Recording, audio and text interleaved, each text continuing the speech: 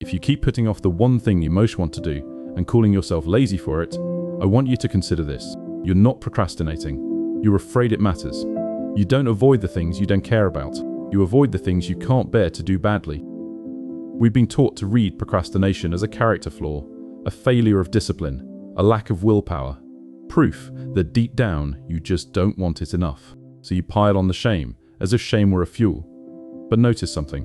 You have no trouble doing the dishes, answering easy emails, reorganizing a drawer. The thing you avoid isn't the hard thing in general. It's the one specific thing your whole heart is quietly attached to. Let me give you a picture for what's actually happening. Imagine the thing you want to make. The book, the business, the painting, the message you've been meaning to send. Sitting in your mind as a perfect, glowing version of itself. Untouched. Unspoiled.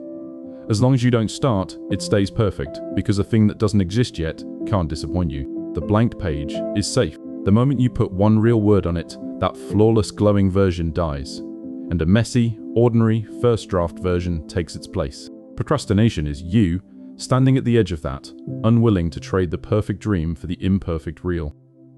So when you stall, you're not running from work, you're protecting something precious from being made ordinary. The avoidance is a strange, backwards form of reverence. You care so much about getting it right that not doing it at all starts to feel safer than doing it imperfectly.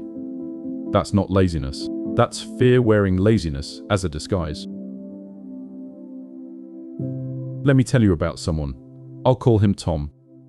Tom had wanted to write a novel since he was 19. He talked about it for years. He had the idea, the title, even the first scene playing in his head like a film. And every single night, he'd sit down to write it, and instead he'd clean his desk, or research the perfect writing app, or decide the conditions weren't right yet. He told everyone he was a procrastinator. What he didn't tell anyone, because he didn't know it himself, was that he was terrified, not of the work, but of finding out he wasn't good enough to write the book that mattered most to him. What finally changed for Tom wasn't a productivity system. It was the day he admitted out loud that he was scared, and asked himself a different question. Not, how do I make this perfect? But what's the smallest version of this I could survive doing badly? He gave himself permission to write 2 terrible pages. Just 2, and they were allowed to be awful. And once the perfect glowing novel was gone, replaced by 2 clumsy real pages, the fear had nothing left to protect.